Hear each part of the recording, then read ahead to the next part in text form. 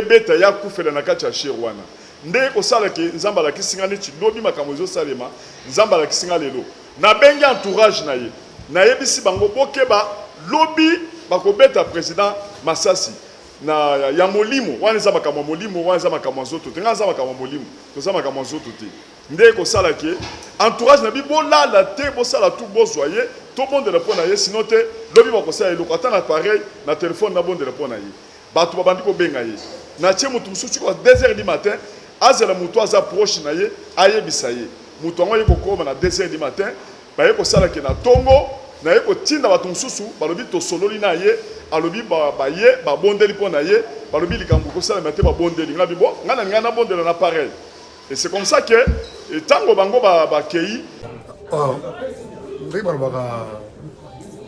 en français, j'avais entendu et j'ai vu.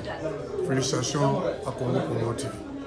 Igela coiffe ikote Papa na Kerwan éternel Kenaya Kanda Taba ikote Sensi Nganda Taba Fenenene Nganda Taba Chez Hugues la coiffe ikote Papa na Kerwan éternel Kenaya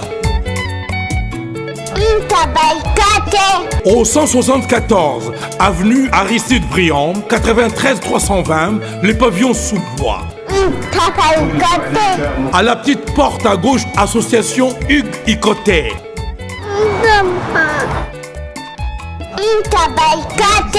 01 41 55 0000. Ntaba Ikoté.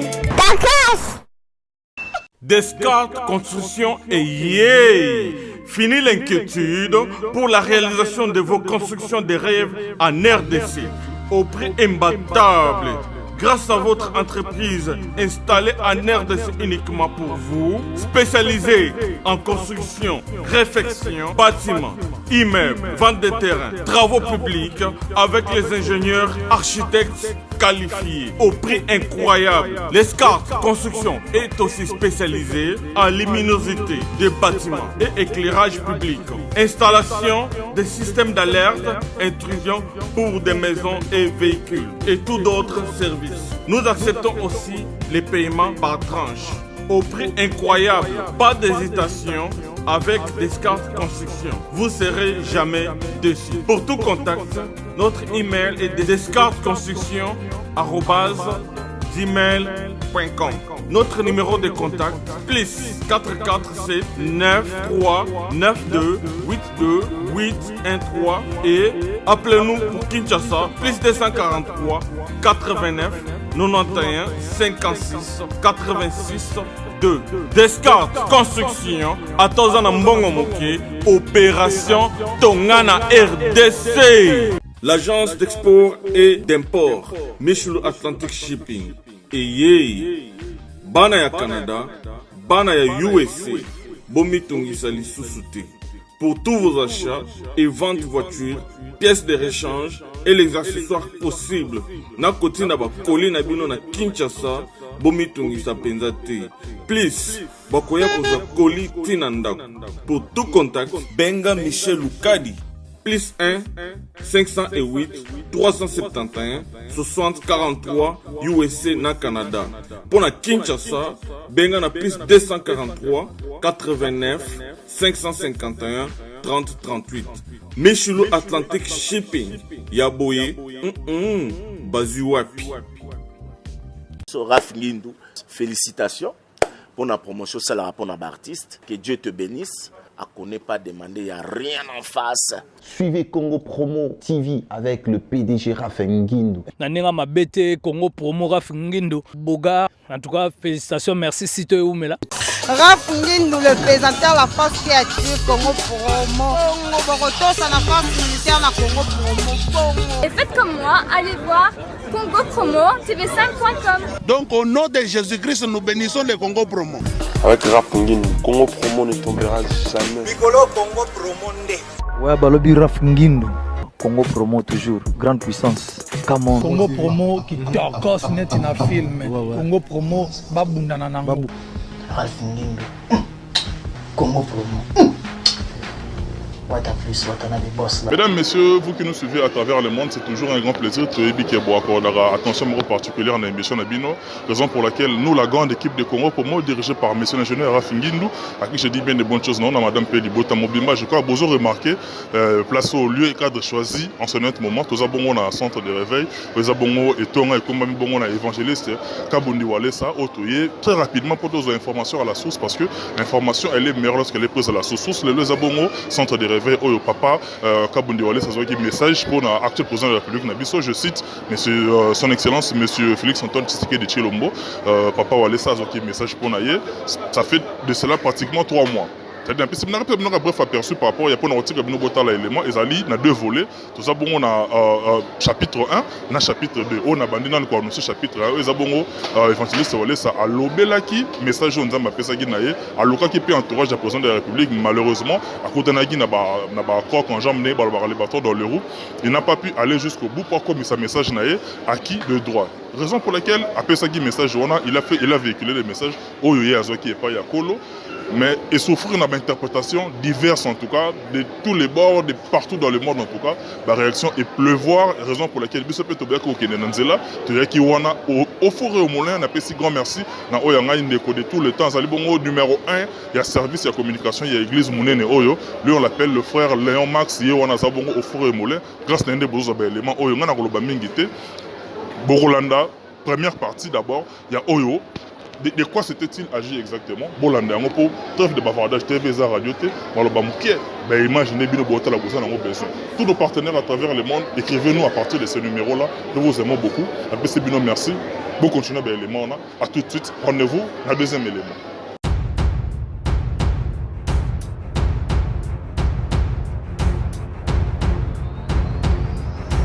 Sabino d'abord merci, merci honorable, merci na bino nyonso en tout cas nzambe na pa mo bino pona ta obino boye pona tosolola makambongo na yebi ke boyebi nga naza musala nzambe et puis nga pe na miyebi ke naza musala nzambe et que mingi nzambe alakisaka nga makambo mais problème ezotala mokosi na biso ya mboka et bandi lelo te eza eloko e bandi mwakala ndenge namonaki mwa eloko nakobanda mwa moke koyebisa yo ke namonaki vision ebandaki namoni président papa Tshisekedi père oyo asi atika biso nzambe apambola ye donc namona ye na bidon ya jaune oyebi bidon na biso mafuta sart wana eza na mutu na ye na mutu wana ekangama na kati ya mutu awa eza na diamant eza na or. Et puis, dans le topé il y a bidon wana, et ça na diamant, et ça na or. Et puis, nous avons besoin que bidon wana, l'ongole angola mutu ya papa Tshisekedi, na relaxation mutu européen c'est bidon wana. Wana papa Tshisekedi a kufaki na noté. Dans le bidon wana, et puis sa vision est qu'il. Et par après, tant que ma problème il y a pour ma ponami bandi na katia Congo, et que ça là que na ba prière nanga, nzamba yebisinga sambela de façon que makila ekotanga na kati ya Congo bolanda ki bino nyonso ndenge tosambela ki titi nzamba ekotinda biso na kati ya ngomba pona kosambela etant on akena ngomba na kendeki na Zimbabwe pona kokata etant on akomi na Zimbabwe na sambeli makasi nzamba zola sangaka makila ekotanga ezaki prévisible tout le monde bayeba ki makila ezotanga parce que situation ezaki vraiment bien te na kati ya mboka mais loko na zaka na charge wana na kende kosambela mais na kosambela ça ce moment là nzambe ayekola kisangai arc-en-ciel à la kisinga serpent géant ange azo kitana na épée pour na kokata pour neutraliser serpent wana alobi serpent wana nde muto banda komela nyama banda komela makila ange akita akitia neutraliser ye arc-en-ciel ezobi mapona collection ki makile kotanga de Nathalie arc-en-ciel na PSP message nzamba lobi ke makile kotanga te loba yango avant publication na lobi yango na kanisi yo zwaki yango bochaki yango avant na lati drapeau wana ezaki ambassade ya Zimbabwe bakende ko zona ambassade mais avec na décembre je crois na décembre vers la fin na décembre peut-être les 4 secondes suka ya makambo na décembre nde na kendeki bonne année na salaki kakuna banoueli nyoso kakuna na kati ya Zamba donc on a na fêta qui bien année passée donc yeko sala que tant on a na moni eloko yango na publier yango na lobi bino mo publier yango mais yeko sala que Nzamba la kisinga que bidon on a na pesa ki yo nazolakisa siko moto oyo kopesa bidon naye komona bidon wana balakisi nga lokola bato banda kopostile nzambe abimiseli ngai président na biso oyo ya sikoyo mpona nafongola yango te nazofongola yango mpo boyoka abimiseli ngai elongi ya président alobi tala ye moto akozwa bokonzi okobondela mpo na ye kamata bidon wana ya papa na ye pesa ye nakamati bidon nazwaki epa papa na ye napesi ye nabi bidon oyo ndokosala mosala bidon wana eza richesse donc bokonzi oyo ye nda aye boye en tout cas ekozala bokonzi moko ya richesse nzambe akopambola mboka oyo mais nzambe ekolakisa ngai sikoyo ke bakongole nyonso kongo mobimba tokomi na bazemi bato nyonso na bazemi nzambe alobi bazemi ozomona ezali bénédiction bato bakobota bato bakopambolama wana eleki nde nzambe ayebisi nga ke okoyebisa ye biloko mibale na biloko mibale wana eloko ya liboso na eloko ya mibale okoyebisa ye wana eza makambo nzambe ayebisaki nga mpo na koyebisa ye mpo nini okoyebisa ye biloko yango okoyebisa ye parce que soki azwi bokonzi après 2 ans donc dans 2 ans bakobete masasi bapréparer déjà babete masasi soki azwi bokonzi mais yo kolakisa biloko oyo mibale soki asaleli yango masasi wana ekoya te ekoya te ekozwa pe ye te oyo nyonso bakobongisa ekosala eloko te et ça c'est moment-là ke nga na ye koyawa eye kosalaki na koya nde ye kosalaki babimisi kombo na ye mais avant nayebisaki entourage na nga nyonso tala makambo nga na moni baluru mwambe bazali batutu bazali na bato mosusu ya poto bato ebele bazali badiba bato ebele nayebisi bango boyebisa baproche nzambe alakisi nga likambo kosalema vote ekoleka boye et puis passation de pouvoir ekosalema na ndenge moko nano esalema te na Congo kaka makambo nayebisaki bango nde eye kosalema mais ntango naye koya awa naye awa nzambe aye kolakisa nga lisusu likambo ya président Tshisekedi jour oyo bango bazosala prestation de serment balakisi ngai na ye na kati ya chair na podium ntango ye azosala prestation na ye wana bazobete masasi balakisi ngai bato moko boye bazosala cérémonie batindeli munduki mpo ebeta ya kufela na kati ya chair wana nde kosalaki nzambe alakisi ngai neti lobi makambo ezosalema nzambe alakisi ngai lelo nabengi entourage na ye nayebisi bango bokeba lobi bakobeta président masasi na ya molimo wana eza makambo molimo wana eza makambo nzoto te nga eza makambo molimo toza makambo nzoto te nde kosalaki entourage na bi bolala te bosala tout bozwa ye tobondela mpo na ye sino te lobi bakosala eloko ata na pareil na telefone nabondela mpo na ye bato babandi kobenga ye natie motu mosusu kwa 2h du matin azela motu aza proche na ye ayebisa ye motu yango ye kokoma na 2h du matin baye kosalaki na tongo na ye kotinda bato mosusu balobi tosololi na ye alobi baye babondeli mpo na ye balobi likambo kosalema te babondeli nga bibo nga na ninga nabondela na pareil et c'est comme ça que ntango bango bakei eloko yango esalemi ntango eloko yango esalemi donc ezalaki liwa ntango eloko yango esalemi donc nabandi koyebisa bato wana nayebisaki bino nini bato yango bazali awa mosusu mpe aza na voyage nayebisaki bino nini nde kosalaki bango balobi toyebisaki ye ya alobaki te nabi momoni sikoyo eloko esalemi sikoyo nabandi kosambela na kosambela wana eye kosalaki na bapriere ya bato na bato bazalaki sur place tout le monde bakoyemba intercesseur na bato mosusu bakimi ezalaki liwa parce que soki moto akwei na ndenge azalaki wana ezalaka mingi liwa ou bien joueur soki akwei na kati ya terrain aza na kati ya mouvement arrêt cardiaque esalemaka mbala moko pa moto akufi donc ezalaki liwa eloko yango eye kosalaki ye alamuki ezalaki esengo makasi donc eye kosalaki nakumisika nzambe oyo deuxième message onga nazopesa mais vision onga na moni na yebisi oke ezaki message oyo ememi ngambo oyo eza ya lelo te eza kala ntango nga na ye nakoti sikoyo en contact na famille na ye mpo toyebise problème oyo naza nango nayebisi oke nabandi bacontact yango ça fait 4 mois sikoyo 2 mois euti oleka nayambi ndeko na ye mpenza biologique ozomona o balalaka na ndako moko na ndeko ne mosu ya mwasi bayeti epa na nga na ndako nayebisi bango likambo nazolinga nakutana na mokonzi tala likambo eza boye tala likambo eza nayebisi makambo mibale nzambe ayebisi nga sino ta kozwa problème dans 2 ans et puis ntango nayebisi bango balobi te soki eza ndenge wana 3 jours oyo lokola ke ntango akendeki na Éthiopie periode azalaki soki na Éthiopie 3 jours oyo azoya soki ayimbala moko bokutani tochange banimero lobi batindeli nga motu na bango moko na yambi ye tochange banimero si lelo nazwi résultat te à part ye nazwi mpe motu mosusu kaka na milie na bango nayebisi ye ata bato misato mpo nga nabimbaka te nazala na ndako nabimaka na nga te nazalaka na ndako nde kosala ke naye kozwa siko précision mosusu ya mabe ya ke bazobete masasi pour moni déjà makambo bandi jusqu'à présent 4 mois mobimba otozana toujours na 5e mois siko nazo samzambe likambo ekosila ndenge nzamba bandi ko lakisanga soko tiki okomona likambo ekosalema okoregrete okoyebisa nani yo moko yebi ke soki mutu aza na vision ya kopesa aza na prophétie eza neti mutu aza na zemi ya kobota azolinga botela wapi nazolinga nabotela wapi ata Jésus oyebi ka babotaki na place ya banyama donc place ya kobota ezaki te ezaki douleur d'enfantement esalemi mbala moko mutu aboti donc mutu soki aza na message ya kopesa ezalaka neti soki yo opesi te nzambe akondamne yo mpo yo opesi message te okoluka ndenge nini okopesa obien na nzela obandi kolobaloba neti mutu aliboma mpo nzambe atilizaka na bato aliboma mpona kopesa message donc okoko okende mpe ata na weze tala boye donc nga namoni trop c'est trop eloko moko elingi esalema ya mabe parce que nayaki kozwa baprécision ya mabe ya koboma mokonzi nde naye kosalaki ngai nazokende mpo napesa message parce que ezoloko eloko ya mibale oyo esalemi nazosusu problème ya ndenge wana na bato moko boyebi yango mboka mobimba eleka tie epa na bino nazwaki message mpona koyebisa couple moko pastoral ke bazokufa nzambe azolekisa bazokufa mais ekreaki baproblème kaka ndenge ekreye boye bato balobi bamosusu bakondane nga bamosusu bapingi yo nde oza na nzambe yo nde ozolakisaka yo kopesa nzambe na ngai nde azobisa makambo nzambe na ngai nde nazobisa makambo eza ngai te nzambe nde azoloba yoka bonjo alesa bimisa likambo wana ngai mpe na bimisi eza ndenge moko na ndeko yosere na yo mpe ndenge obisaka makambo donc ndenge kosalaki na minute oyo bato balobaki trop bamosusu bafingi nga nabimi nga nasi nabimisi likambo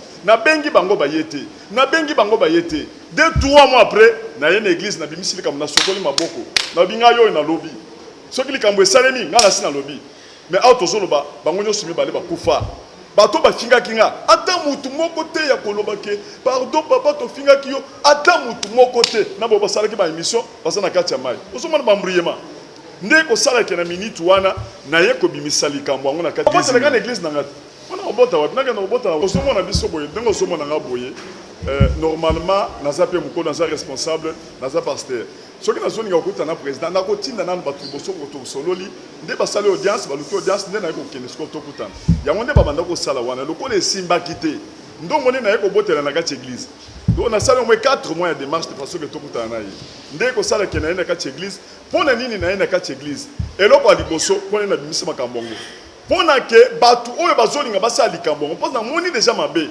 okomona kaka lelo nzambe azoloba dans 2 ans likambo esalemi lelo bongo soki nabimisi mpo lelo nakoloba nini liboso ya bato na ye de façon nabi nakobimisa yango devant ya église eloko ya liboso bato oyo bazolinga basala makambo yango bayeba deja ka bayebi biso bazala trouble eloko ya mibale sécurité ya mokonzi bazala alerte bazala éveillé bayeba deja ke kabunjolesa wana bimisaka makambo pamba te ndenge abimisi boye il faut tokeba eloko misato biso bato nyonso na kati ya Congo mobimba tosambela mpona ye yango nde tosambelaki mpe jour wana makasi tosambelaki makasi mpona ye de façon ke azwa bokonzi mais naye kozonga na nsima azwa arenie akufa te tosambelaki makasi epuis eloko mosusu eza ke na trouble epuis soki na trouble bango bakoyoka ndenge nde boya mpona nini ntango boyoki trouble wana ndenge nini beti waka mondelesa abandi susu te nzambe na ye moto azosala donc ndenge kosala sikoyo ke bino boye koya kopose nga baquestion oyo bato baye mboka mobimba ezotrouble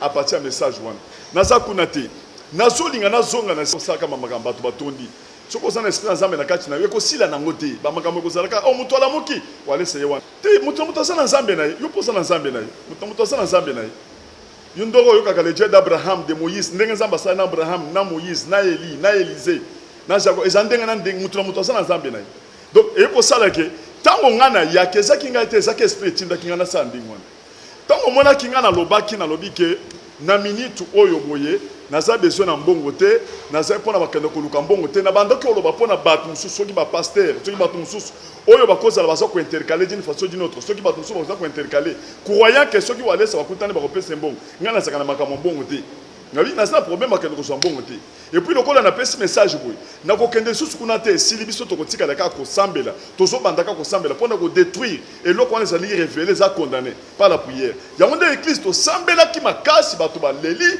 bato basambeli ozomona eye kosalaki makambo ebimi batrouble oyo bato oyo baza bapaster bato mosusu ya mitema mabe bakatika mwa place wana nalobi ke tala place eza boye ngai nakokende te mokoza koya koluka ngai ngana kokende nga kokende susu kuna te naza pe besoin na mbongo te $100 ale bakatika wana aza mutu ya parti boye aza boye azoninga aboma mokonzi tango yalo bakabo mutu akufaka soki yalo biboye okufa okomona ka mokonzi akufi soki akufi eza problème na ye zoka nde tala problème ezotala Élysée azopesa message par roi basyrien bazoya mpona kobundisa Israël Élysée azomona complot na bango bazosala ozomona etango bango bazoya Élysée azomona déjà azo dévancer ngo ake koyebisa roi bosala plan boye bato bakomimela boye wana ezali bato nzambe oyo nzambe atiaka mpona kocontrôler nde kosala ke tango bato yango baye kokota na kati ya réunion badécouvrir ke Élysée mutu azosala bamakambo wana nde balobi bakende komaîtriser bakanga Élysée nde bakendeki basali complot bakende kokanga Élysée balobi soki tokanga Élysée bakoyeba lisusu te nga nayebaki ke na makambo nazoloba peut-être bato oyo nga nazali na kati ya kodévoiler basekret na bango nde bakoatake nga bakoloba ke mutu oyo lokola azosala basekret na biso azobima to atake ye mais makambo ezochange na bato oyo nga nabimeliseli makambo bango bakomi neti nazobundisa UDPS nazobundisa mokonzi nazosala boye peut-être napesi po akufa message na ngai ezaka bien te nazolinga akufa mpo na nini nalingaki nakende pa na ye te mpo ya nakende koluka donc omitia na place na ngai nakende ka na nzela nazokende boye papa nani kabundolesa nafandi na libanda nazozela ngai ndenge ozomona nga boye na ye mpo na koyebisa oke ndenge ezali baserviteur de Dieu ya Congo to perdre valeur mutu na mutu azala mosala na ye mokonzi na biso baponi ye pona ayipa nzambe mais oya biso bokonzi eza na limite te ozomona baponi pona nzambe biso toza ba prophète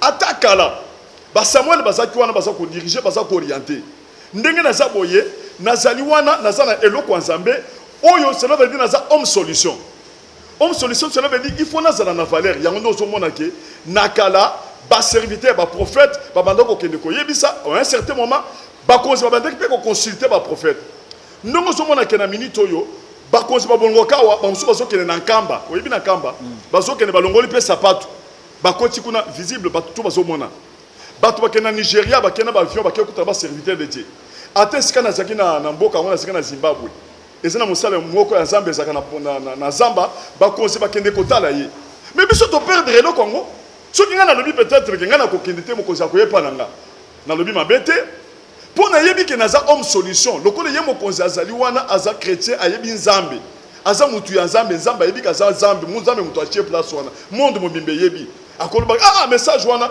boluke nga siko kabundolesa pour na lobaki ndenge wana pour esala teke nga nazokende susu pour na koloka $10 $20 na langage nanga ezali orgueillité eza orgueil spirituel pe ezalaka ya mutu azokomi sentir ayebi ke naza na nzambe bakoluka nga yango nde na pesaki message na kati ya bato. Donc pendant que je suis na kati mo muke soko za motono soko tunanga na continuer mo muke zaba songa na sima to stoleki étape 1 étape 1 ezali ke na sala ki démarche 4 mois et simbité nde na tenzamba yebisaki nga ke na 2 ans soki alandi directive oyo kopesa te ba kobeta mais ça confirmer ce message confirmé yango nde na yeko confirmer yango de façon mais tant que soko biso to bandi ko sambela de façon que to détruire eloko yango pour essayer de soutenir tout le monde to sambela ezate ke ekosalema kaka te lokolo to bandi déjà ko sambela ekosalema li soutenir pour tozo sambela tout le monde est alerté ndenge za wana ko linga te eloko ngo esalema tozo sambela ko salema li soutenir tozo sambela et puis na biso ke to ko sambela église na biso ezali to ko bando sambela ba to pe bazo landa biso na monde mobimba na poto partout dans le monde pas commando sambela eloko ngo ko salema te ça tout le monde bosana kacha ko landa nga sambela nga pambola bino ezali évangéliste. Mi parlais déjà bimi eza libanda na misu na nga nazomona ngo et troisième pe koli ka ndenge lobaki troisième koli déjà nga nde libanga te mpona yawa te neye si zibe service nazwaka ta 37 koli awa na zibe service na mbala moko 37 nga kuna bangaki na yebiso mwana tiaka 3 ah bon yiba yango na kiserie na bango ya mosala baza mpe na Brazzaville. Mwana lobaki nanga pe na Angola bazali. Bazali na Angola, bazali na Brazzaville. C'est que to benga bango monde entier. Uko kanseri ukola mundele. Na moni Angola. Acha mundele te. Azakia. Yo mutuza na France. Précisément ezala na Paris. Ezala na Rennes. Ezala na Lyon. eza lesika nini soko uza na koli na yo kunyokoma na yo te banimero na biso yango wana benga na yo zibe service akulivre yo carton mpe koretire ye moko akuya kozwa yango mpe ekuyawe na Kinshasa kaka Kinshasa te ya Maniata Makalu na Point Noir na Brazzaville na Angola na Kinshasa place ya Robunga eza te Hugues la coiffe Ikote. Et enfin, je suis arrivé. Salon Hugues la coiffe Ikote. Non seulement c'est un salon de coiffure, mais aussi une machine de transformation des hommes et femmes. Regardez-moi comment je suis. Vilain. Mais attendez, 2 minutes. Bogart. Vous allez voir.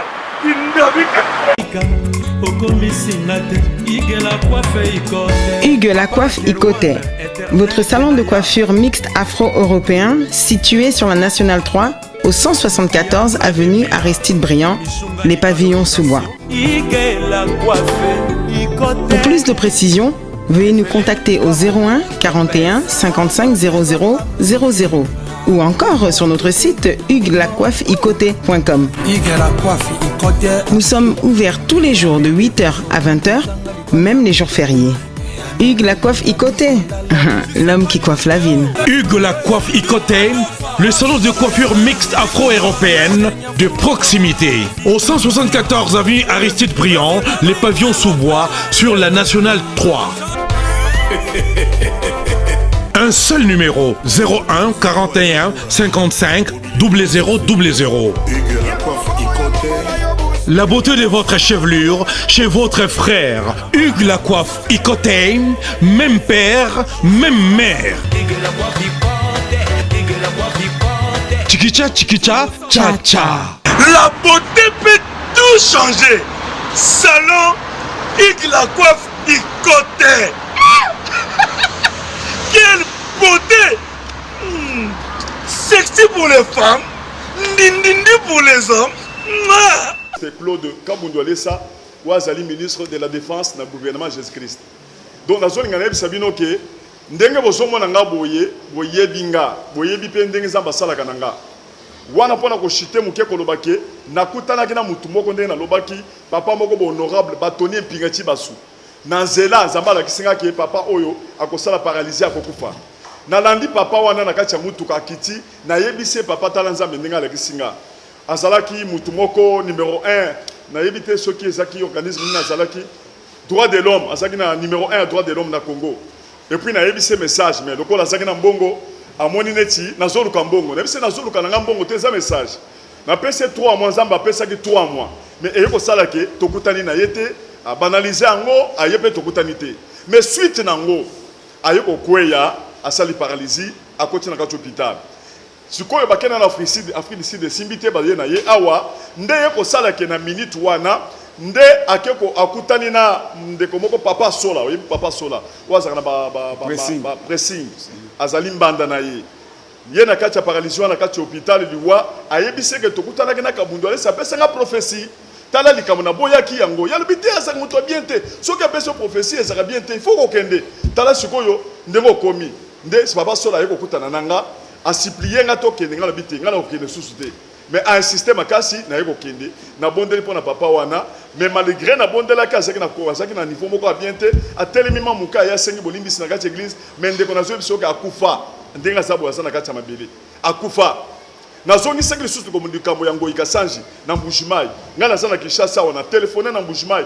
na lobi ke nzamba zo la kisanga Ngoi Kasanji wana bazo postuler siko yeko sala ke na yebisi yeke azoko ma gouverneur na Mbujimayi mais garçon bazo fanda na ye Ngoi Jeff garçon moko boy comme Ngoi Jeff nzamba zo la kisanga yenda za bras droit directeur ya campagne ya Ngoi Kasanji mais nazo mona ye na makamwa kindumba na basi akokufa akoumela tena kati ya nani yango Ngoi akota na zela mabete Ngoi Kasanji abima gouverneur ayambanga pe na ndako na ye abima gouverneur a remercier nga et ko sala ke garçon wana ayate après une année soki 3 mois sur 4 mois abandi kobela akena frisi de simbite garçon wana yeko yana Kinshasa wa moyen te ayeko pesa nga montre ya munene ngabi ozo pesa nga montre na munene mais na retard ndingo zawana okozo kufa na yo akufa pe to kunda ye Dans un message à bien été. En 2003, na pesi message na Kasai. Dans 2007, nous allons cocoter na kati mboko 2007, exode ko sale mabato kende Lubumbashi Kinshasa. Nazo yebisa yo ke na pesi message bato bazolanda, bato balobi menzala, biso tozana mbongo biloko nyonso tozana ngo. Bongo nzala ngo ko ya wapi? Et ko sale make 2007 makambo ngo yena 2008 ti lelo exode salema bato ba na Kinshasa, bakina Lubumbashi, bato bandima, bato ba yebi nzambe na ngandinga zali. Nazo yebisa bato nyonso bazolanda nga. Boko na kati ya distraction te. Kabundu alesa azali prophète azamutu na Zambie. Naza orgueillé te. Mais pourquoi on a un sérieux dans le bagami idée. Mais ce qui n'a commis qu'à chair n'a changé n'a rien mutu mususu. Et c'est esprit en Zambie mutu zo tindi kangana sala makamonde na zo sala. Mutu na mutu azana lolenge na ye.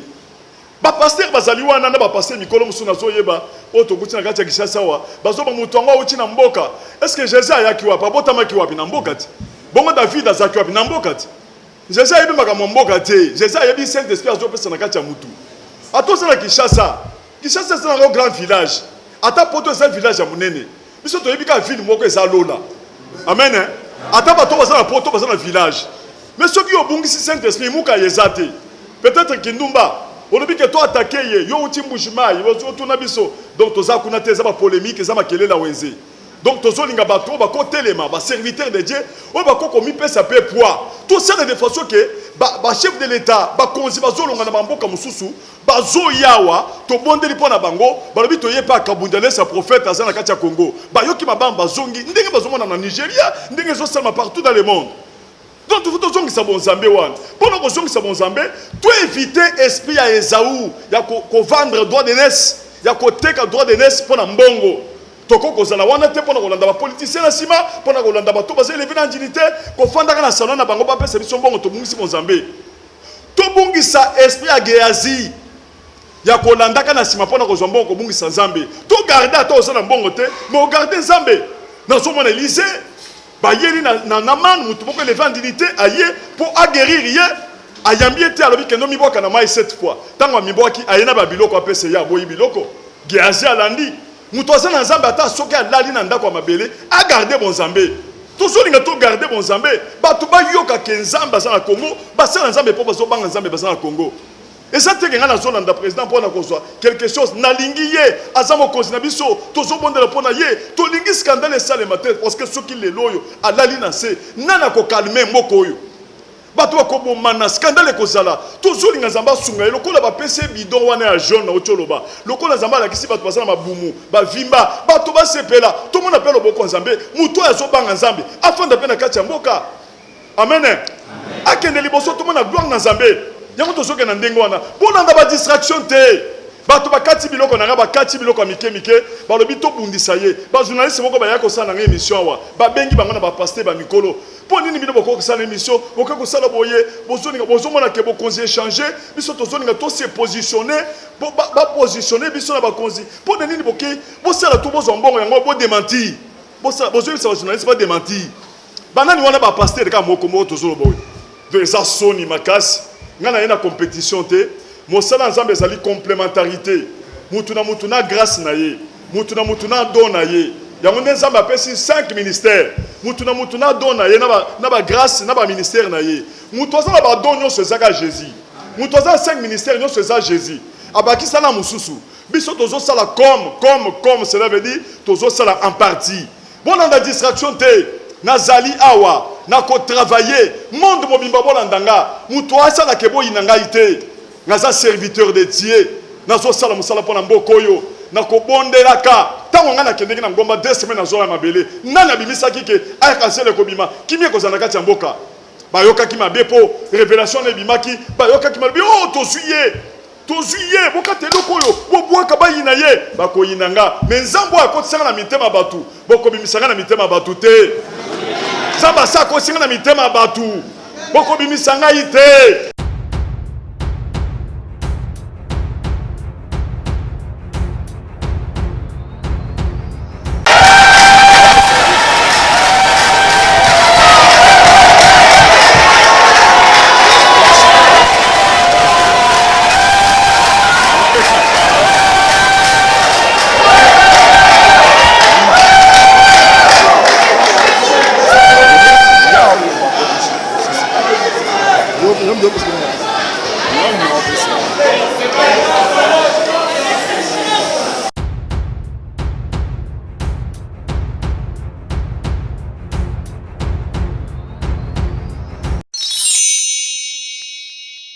Sepela TV eye na makambo ya sika lisusu.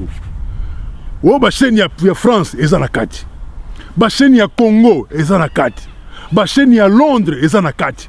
O ngomona makambo ya politique ya sika. O parti AA eza na kati. O parti BB. O CFAIO eza na kati. Ya Sepela TV. Bouquet comme ya muke boye. O tina poche voyager na ngokeno partout lingi. Na bouquet na Sepela TV. Sepela TV. Mais ma biso n'engozo mais ma biso wana 4K. Machine ma daka daka. Sepela TV. Bienvenue dans le monde de Sepela TV. Sepela TV est le décodeur qui vous permet de suivre les chaînes du Congo en direct de la diaspora.